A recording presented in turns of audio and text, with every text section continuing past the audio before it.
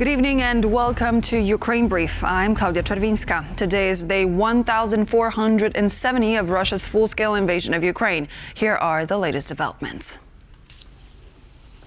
Russia continues its relentless attacks against Ukrainian civilians overnight. At least 3 people have been killed and another 30 have been injured in the strikes. In the Donetsk region, a woman was killed in a Russian attack on Sloviansk that left her trapped underneath rubble. Ukrainian firefighters released footage of a rescue operation at the site of the attacks. Russian forces had dropped 3 aerial bombs on Sloviansk, according to authorities, with at least 5 people reported injured. At least 1 person was killed in the city of Sumy when Russia launched rockets at a residential community. In a separate drone attack on the region, at least 1 more person was reportedly injured. 1 person was wounded in the southern city of Mykolaiv today when Russia struck residential areas as well as a train car that was not carrying passengers at the time. Across other regions of Ukraine, Russian attacks killed at least 1 more person and injured 24 others. Following a meeting in Washington with President Trump on Tuesday, German Chancellor Friedrich Merz called for Ukraine to preserve its territory once Russia's war ends. During the meeting, Merz said that Ukraine should preserve its security interests. The German Chancellor also expressed to Trump that Europe must be included in peace talks involving Russia and Ukraine, saying that Europe would not accept a deal that was negotiated without them.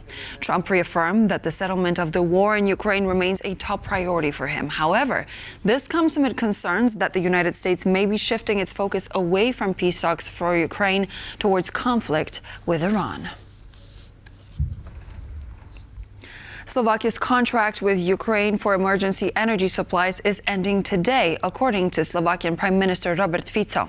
Slovak media and officials say the last time Ukraine received emergency electricity from Slovakia was in January. This comes amid a political spat over the suspension of crude oil deliveries through the damaged Druzhba pipeline.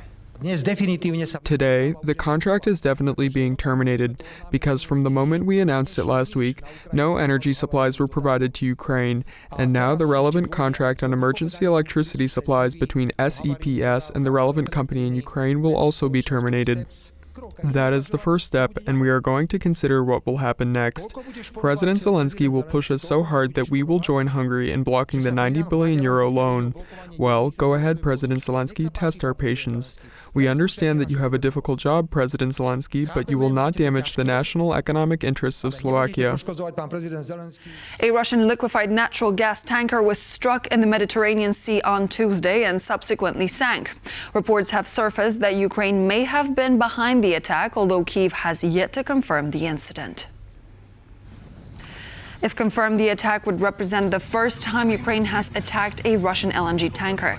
The vessel, known as the Arctic Metagaz, was reportedly sanctioned by the US, the EU, and the UK. Some reports indicate that it caught fire off the coast of Malta, while others indicated that the fire occurred closer to the Libyan coast.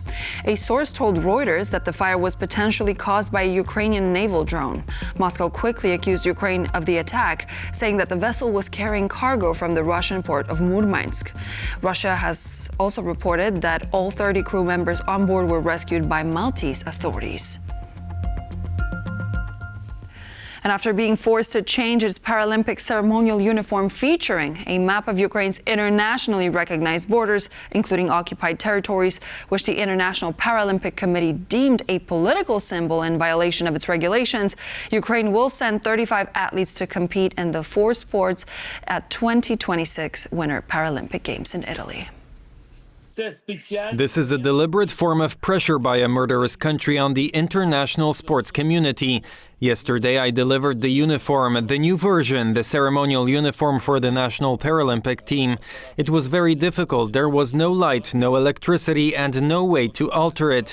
It was extremely hard. Our deadlines were extremely tight. But we managed to sew the new uniform. And so that's all from Ukraine for now. Thank you so much for joining. I'm Klaudia Czerwinska. This was Ukraine Brief, and I hope to see you back here on TVP World for more.